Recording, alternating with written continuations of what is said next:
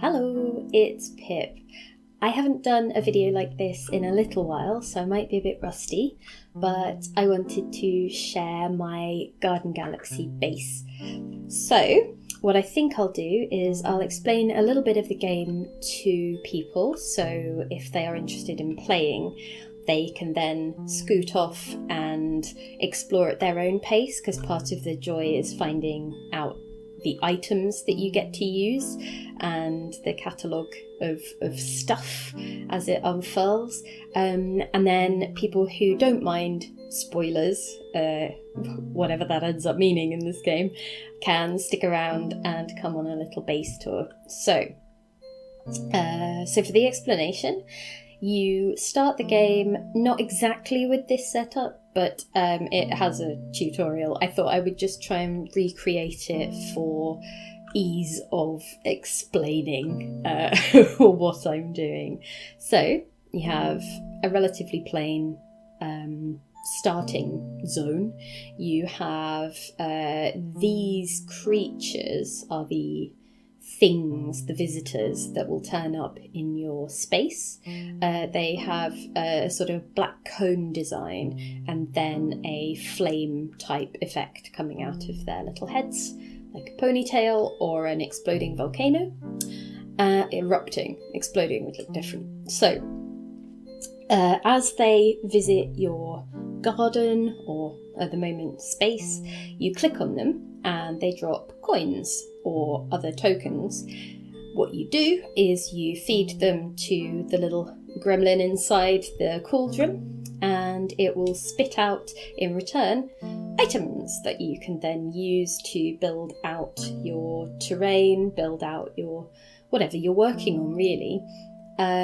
I have done quite a lot of that, as you will see soon, but let's just sort of give you a bit of an idea. So these are the basic coins, so copper, silver and gold.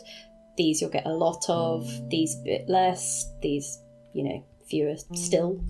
And then over here you've got tokens that correspond more to particular types of theme. So you'll see what I mean in a moment, but it's quite nice not to know the themes sometimes, so I'm trying to not not spoil too much. So let's see what we get out of the cauldron. So here, okay, cool. So that gave us a little table, which is hopefully going to come in useful. Let's try another. Okay, that is another piece of terrain. So you can already see how you're building out and furnishing and decorating. It reminds me a lot of Animal Crossing, when you're just noodling around building your house, or even just terraforming the island and doing all kinds of things. So it's just really nice. Let's see what silver coins give us. Okay, cool. So get some bamboo and a table, another table. You can already see how each of the different types of coin or token will give you variations on basic furniture or on things that you can use to decorate your space. So gold. Okay, that is a piggy bank. What happens with those is you can use those to convert other types of token to the one that corresponds with the coin that you just dropped in to get that. So this particular piggy bank, if I were to fill it with non-gold coins, you'll see that counter is currently on 0, but when it gets to 10 is the most it can hold. You click on it a lot to smash the piggy bank and get however many coins it says on the counter. So yeah, 10 is the most, but you could break it before then. So it looks like it's doing something untoward. Let's put you there. Okay. Oh, cool. And this is just the gold coin type of terrain, so that is obviously like for more of a plank kind of decking effect on things. Let's pop one of these in. Okay, cool. So this is another type of terrain, but it's one that is specific to the triangle token theme, that is actually a kind of an allotment type theme, and so you can see that this is a raised soil bed rather than just a plain flooring option. So let's see if this will... Oh, cool. So when you get plants, they'll come out in one of these seed trays, which is very cute. And they will stay in that seed tray until you put them on either a plant pot or on one of these soil type surfaces. And yeah, there you go, it auto plants, which is really neat. And then if you change your mind about something, you can just, undo whatever you've done by moving things around. You can also, if you think, oh, do you know what, I don't want any of these, or I've got too many, or I could use the coins rather than anything else, what you can do is, so for example, this table, you can just drop that back in here and get a partial refund. You can see that it filled a third of that counter, and so if you return essentially 3 items relating, from the same token type, then you get 1 token back. So you are losing resources by doing that, but it also helps then contribute to you finding things that you might want more. Let's see if I can trigger another. There we go. Yeah, so that was the 3rd thing that it needed for generating another triangle coin. Let's see if we get something else. Okay, cool. So that is one of the examples of a plant pot. It can't act as terrain like the raised planting bed did, but it can still contain things like a carrot. So yeah, so that's kind of cool. You could also do that, or if you just want the pig to have a plinth, also good. Yeah, so that is pretty much it for the core loop.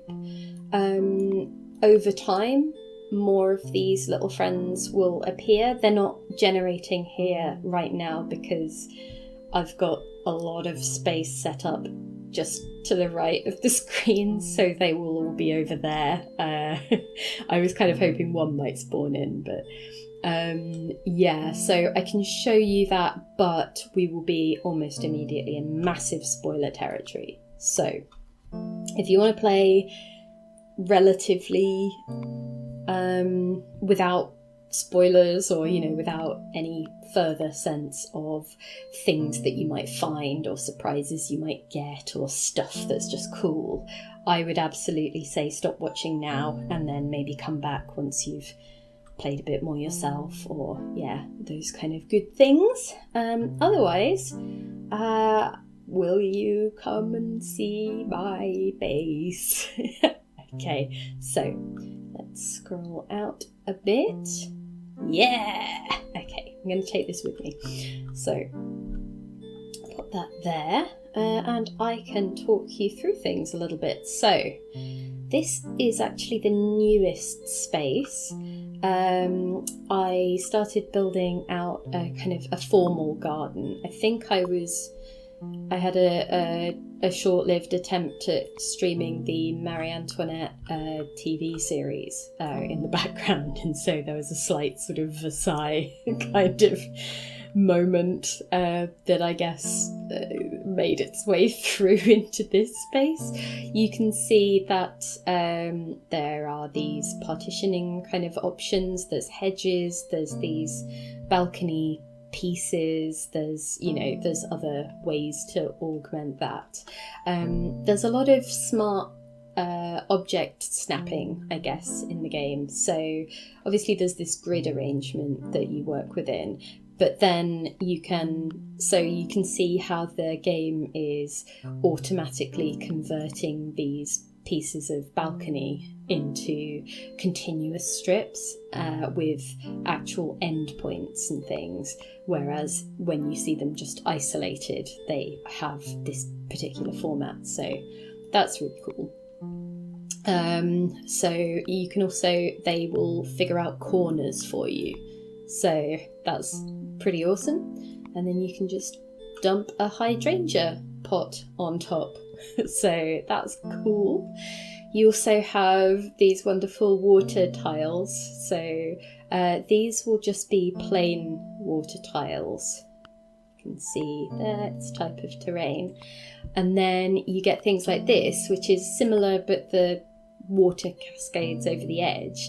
And as you put them higher, the water will just sort of continue to fall until it hits the cut-off point. And so you actually end up with these lovely waterfall effects. So, and then you've got these, which are just little fish statues, and you can click them on and off to, you know, have the fountain pouring out.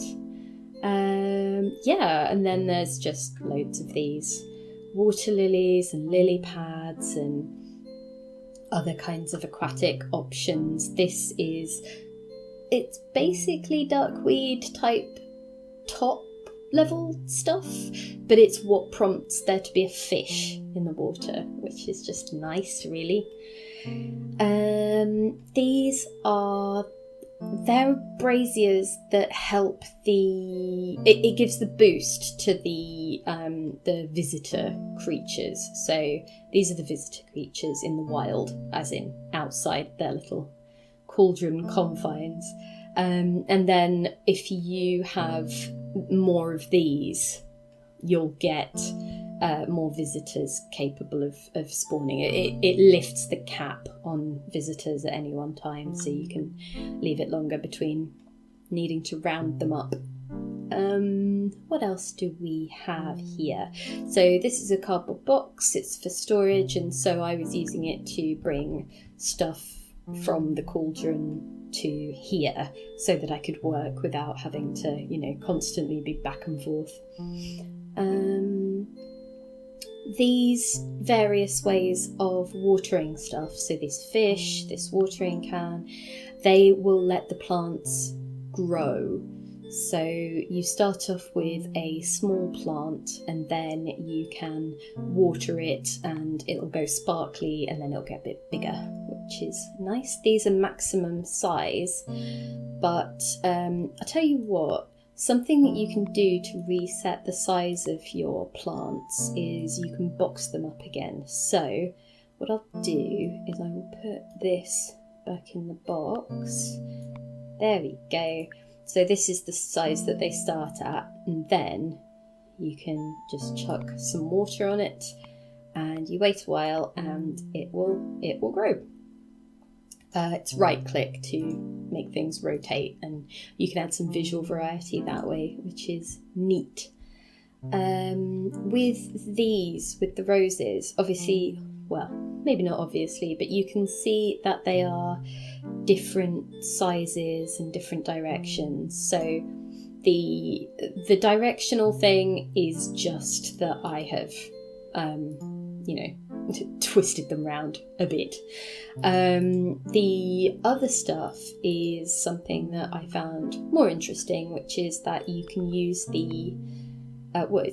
that was interesting enough, and then it got even more interesting because you can use this cauldron item to drop in whatever else within reason. You can't do it with things like terrain because the game, I think, wouldn't know how to handle that. But you drop in items like flowers, or these trees would work, that kind of thing, and it's a bit of a gamble. Sometimes it spits out something bigger, so it's the same thing but bigger. Sometimes it spits out the same thing but smaller. And sometimes it will just give you coal.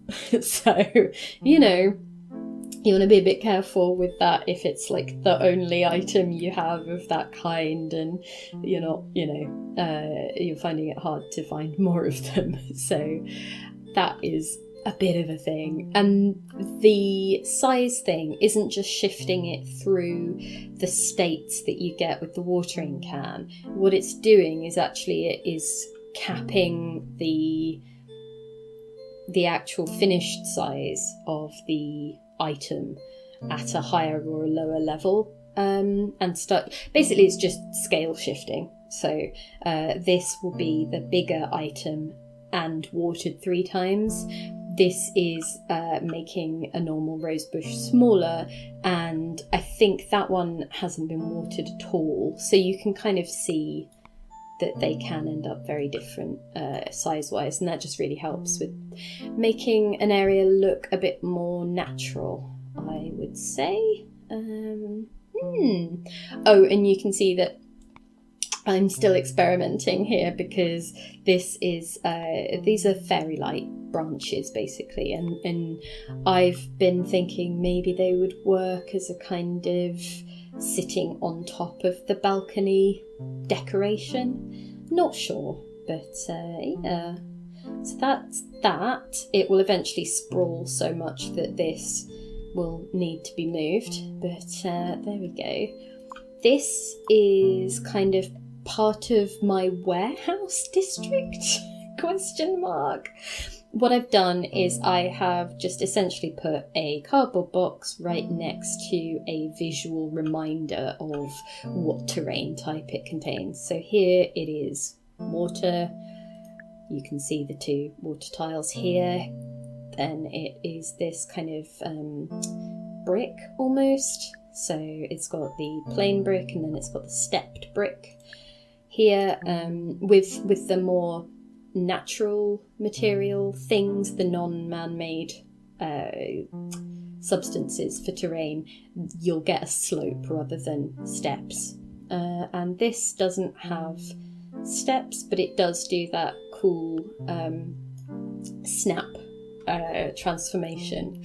So I just put that there to remind myself, but also just to replicate like the the 2x1 layout of everything else. This is sand. This is the plain white stuff that you start with. This is more of a scrubby kind of sun parched, I guess, grassland. That is the planks that you saw. This is the raised seed bed, and so on. You can see what those things are. Over here, you can see that I tried to boost the amount of these things as much as possible. You can also see that 2 of them got almost immediately moved to here. Oh, and there are these plates, which if you click on the visitors when they aren't near a plate, they'll just drop their coin immediately where they are. But if you have a plate, anything within a certain radius will get sucked to the plate. So that just makes life a lot easier when you've got a lot of stuff going on. These are books that used to have a function in the game, but that function no longer exists. But they are really useful, partly because, decor, they're kind of sparkly books, they look a bit magical. But also I think a load more people are using them to mark what's in the contents of their boxes. And so with these, it is tokens for that particular item set and the piggy bank type that goes along with it. So even if I didn't have any more of these green rhombus pieces, I would still have these toolkit money boxes that you would then fill up with other kinds of token, and you would get up to 10 green tokens back. So what else? These are an item, it's an altar essentially, where you can put things that you do want to generate on top. And this is the opposite effect. So you put things that you don't want your cauldron to spit out. So for this was me trying to set up a rose bed very quickly, and also get more of these white tiles just to help with filling out the aisles, the little walkways within the formal garden. These are the flamingos when you've made one really big and one really small. They look more like parent and child, so I've been using that effect. This is the rest of my item storage. So the way my brain works, I've just sorted them by type of stuff. So this is essentially rocks. This is things that spit water. This is water plant pot things. This is plant pots. Then you've got, containers. You've got boundary sort of partitions. You've got lights. I think the main thing for me to sort of point out here is these are actually items that cause a state change in the world. You won't encounter them for a while, but let's see. Okay, so the cauldron is part of that. There's a bird bath that just brings a bird into the world that will flap around and interact with things, or perch on things and all of that. These will add a frog or a toad. You can also, they bounce around in a very cute way. And then there's stuff that is more about atmospheric effects. So this, you might not be able to see it because the background is quite bright, but this adds a sort of star twinkling effect actually. So this item changes you from day to night, like so, and then we can add the twinkly stars. There you go. I won't go through all of them just because, you might want to watch this video but still have stuff to explore for yourself. Again, that is a tightrope for you to walk. I will put that back up. Okay, yeah, so I think that is pretty much it for this zone. This is the bamboo swamp, pond, something. I'm not 100% happy with it. Actually, I'm going to turn off being able to move the terrain, so that will help me not disturb things. Yeah, so I'm pleased with how these stalks are. I really like how if you add the succulents to these little turtles, they look a bit Bulbasaur. So I was sort of experimenting with that. There's also, I've tried to make the variety in these bulrushes in terms of the size and the placement and the positioning and all of that. So hopefully there's some element of variety, natural variety there. Yeah. What else do we have? Okay, over here is the corn maze. I'm still figuring that out, to be honest. I'm letting it sit while my brain mulls it. But you can see that you go from here over to here, or vice versa. And this is just, I guess, a little village that I was trying to set up. I'm still trying to work out how best to make it feel more villagey, I guess. But I thought, it'd be nice to have an area that you can imagine somebody trying to either get from or to, and then you would go through this little corn maze. Not so little, and again you can see that I've tried to do that varied effect with the corn tiles. It is really a lot harder to see the visitor cones against this background. I've really not made life easy for myself there. You can see how these basically stack up as well. There is a ceiling in terms of how high these your constructions can go, and that also applies to the coins. So at some point you won't be able to put any more on top of that pile, and it will go back to just dropping the coins where the visitor was. So you should, that's why I've sort of ended up with this backlog of coins that I then, sort. I actually, I find it a lot easier to just, you can bung loads of them in a chest and then it will pile them up for you. So all you need to do is, go in and deal with that. So I quite like that. Cool. What else do we have?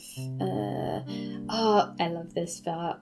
This is the more successful attempt at creating little Bulbasaurs, I hope. So what I did was I just got one of the little froggy planters and then put one of the light green succulents in and watered them to a greater or lesser extent. So this one, in my mind, is a little baby, and that's why they are entertained by a small rock. And then you've got grown-up ones like this, who are just, their succulent has come to fruition and they are happy to contemplate lilies and things. And I just liked the idea that they are so kind of rambunctious or oblivious or, something in that space, that they will just sort of clamber over each other if they are on their way somewhere, which is just, I don't know, I thought that seemed visually nice. So I kept that in, even though I only was doing it to transport the pods over, really. Making these stones different sizes helped, as did with the lily pads, to sort of make it feel not too austere, not too repetitive as well, I think. And that one hopefully will be pleasant in the night.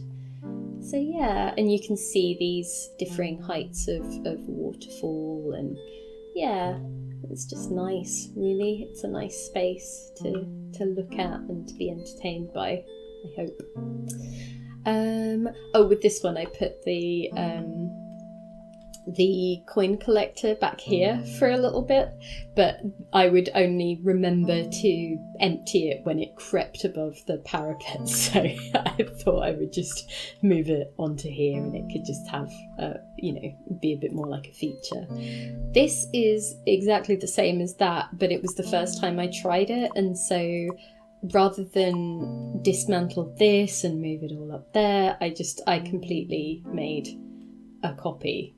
And that one, I still haven't decided whether I'll take it apart or whether it works, all of those good things. So this is actually the oldest area. This is my fairy garden kind of thing. It originally was just sort of from about there. You can basically see it went up here and then round, and this was it. That was just floating in space. So the emphasis here is very much on just, that kind of magical firefly evening aesthetic, I guess. So you've got little streams that meander, you've got, I don't think I've used the bamboo very well here, but there's trees, there's a variety of plants, but not overwhelmingly so. It's very much a green space. And then this is another one of those waterfall tiles. I think with that one I still haven't decided how best to use it, really. It's a whole thing. So yeah, maybe I should have no. Anyway, it's a whole thing. I'm still figuring it out. But this is, you can get really caught up in the tinkering. Here's just some nice boats. And yeah, this you can turn all of the lights on and off. And I like how the firefly goes to sleep when you switch that light off. It's all very cute. There are so many just nice touches in terms of the way the things behave or move. So very fond of that. Okay. I guess if you have any questions, feel free to pop them in the comments, and I will try and keep an eye on them. I can't imagine what you would be asking because, it feels such a straightforward, basic concept. But yeah, I'm sure I'm missing things. Then there's this witchy area. So I tried to build up it was almost like you were going into the forbidden not forest, but there's a sort of forbiddenness about the slightly faded grass and the ruins and all of that kind of thing, and the dead trees and the mushrooms, and I was just trying to make it look like an abandoned or a semi-abandoned cottage, and maybe the witch is down in the cellar. I tried to make it look like a convincing cellar was happening just off screen, although to twist it round a bit, it doesn't go anywhere, because at the moment the game doesn't support like nooks that are under other bits of terrain. Like you can't make a cave in this, certainly not at the moment. Maybe you will in the future. And so I just tried to make it feel a bit magical. There's some mushrooms, there's other potential ingredients, there's these potions that are dotted around the place, and there's also I tried to use one of the star coins as a coaster. I'm not entirely sure if that's like a useful thing to be doing or what really, but so hopefully that at least gets some of those feelings across. And then I just continued to build over here, thought, let's do something with those allotment items, because they'd started to build up. And so I thought I would create these vegetable beds, and also, there was a bit of space for flowers, and it just felt nice. It felt like a nice space with a little compost heap and a wheelbarrow, and then over here you've got your water pump. This is actually, it does spit water out, so you can also use that to water your plants. These are soil like things. I decided that they pile up nicely like that. What else do we have? So this actually has more of each vegetable in case I decide to give anything a bit of a spruce up or change the things. I also decided to make this a bit of a cozy dinner date almost between these two. So there's a little froggy one, and I think that one's a cat, so that's just nice. And also this feels a bit 1%y, but I decided to use the copper coins that I had accumulated in huge volume just as a way of making a weird, cute balcony. So them and these sticks of fairy lights on top, just sort of, it just felt nice, really. And then these are these trellises you can just stack, and then they form kind of a green wall maybe.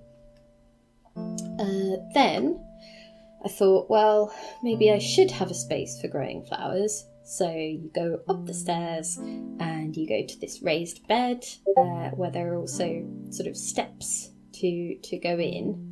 What else do we have? There's also, I guess, this whole situation where I went through a phase of trying to make the braziers feel more part of the world. I think, to be honest, I've reached the cap of visitors that you can get at any one time. I think it must be about 60, but I'm not sure at what point that cutoff kicks in. So I'm pretty sure I've got too many braziers, but I don't know how many I can safely get rid of. So that'll be something to maybe keep an eye on at some point. I tried to make this feel like an area that somebody was actively working on, perhaps. Although, to be honest, to do that, I should probably have taken some of these out, or tried to replace them with some things that could be taken as seedlings, So I'm not quite sure where I'm at with these things at the moment. I think there's still a bunch of room for improvement, or for feeling like someone is working on this space, or figuring that out. I liked trying to make the slopes feel less less curated or less landscaped just by changing the angles of some things. And they can be really abrupt or sharp angles, but I'm hoping that overall it lends it a kind of wilder feel, maybe. And then so the idea is you go up here and it starts being a space that is less well trafficked and people haven't really maintained. The path gets quite sort of spotty, I guess. I don't think I've done it particularly well. I've wondered about, like, does that make it look like this is sinking into the ground because of the angle that this cuts it off at? But it's a whole thing. I'm still figuring it out. Maybe anyway, you see how this has taken up so much of my life. So I've tried to make it look like there were guard ropes, but they've maybe rotted away or fallen into disrepair. Loads of these conifers, just because, at this higher elevation, I was trying to use different trees to mark out how high one is. You will probably be able to see, or maybe not yet, but so there is, this is the highest coin collector in my setup, and you'll only get a few more coins on there before it refuses to stack any higher, because there are, it will have reached that ceiling, whereas over here you could probably get to about here before it kicked off. And then this part that I'm really not happy with, because I still haven't figured out really what I'm doing with the desert stuff, except that maybe it's not a good place for steer to be. I do like this fence though, and I really love the plants, so I just haven't quite figured out what to do with it, especially in relation to these other spaces that felt like they came together with a particular story behind them. So yeah, I think that might be about it. I think maybe if I just show you a few details. So here is a marshmallow area, really. So you've got some firewood, you've got your cushioned seating, you've got your bonfire, and yeah, hopefully people could, teens could come up here and just have a nice hangout away from adults, awful adults. I really liked how this is. It's a tyre filled with water and just a single bulrush, and there's something about it that feels very nature gradually trying to reclaim an area humans do impinge on sometimes. So I was trying to figure if I could make more of a swampy area, but I think that'll need to maybe wait and see what else happens with the game, or what kinds of updates come. I think I maybe mentioned that I wanted to record this before next week, basically, because there are going to be a few changes to the game. One of the changes that Annika has mentioned explicitly is coming and demonstrated is corner pieces. So at the moment, maybe it's not obvious, but so I'll move some of these things so you can see. These pieces are actually like the steps that you have in the game, and so you can make a continuous step that looks, more like a bevel. It's not really the word I want, but you know what I mean. But then when you go to a corner, there isn't a corner piece, like it doesn't quite have that same smart snapping that other things do.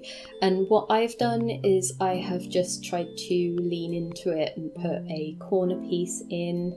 You can also sort of fudge things a bit by putting for example, this here, so it looks like it turns a corner, but you have to then decide what to do with the lip that you end up with on this side, which is what is kind of happening here. It's not really, but it's what's happening here, actually. So yeah, so that I'm excited about, because it would then be able to just put the divot in here when you were joining up these stepped pieces, which is very cool. I'm not sure how it interacts with other stuff at the moment. I think there was a video, but I kind of wasn't sure if I wanted to fully watch it, because I have loved the surprises so much with this. Hang on, how did I have that arranged? Oh, well, I mean, of course, I didn't put those in, so... that seems about right. Doop and doop. Yeah, so... where was I? Yeah, there was this. Not happy with any of that. I really like this, actually, this zone, because it just feels like a way that somebody might actually use stuff. There's a water butt, there's the stuff that is awaiting doing, and it's all right next to the pump that you would go to for, either for setting up the hose or, all of that stuff. So yeah, I liked that, and I liked how the compost heap came up. This sundial is a bit out of place, but it's a way of, keeping the day and night cycling option. This is another object that does the same thing, and so I can do that. This zone is more of like an insect hotel kind of idea, so it's more of a wild garden that bees would have a nice time in, I hope.